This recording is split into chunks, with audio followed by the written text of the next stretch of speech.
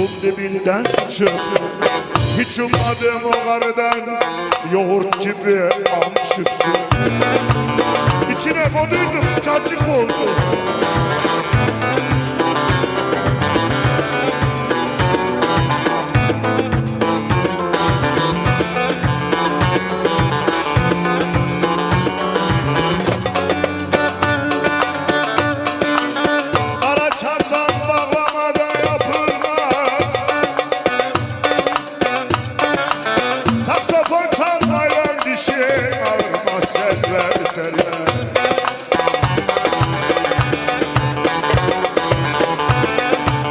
Şimdi askerin hapı gibi selve, malın tapu gibi selve.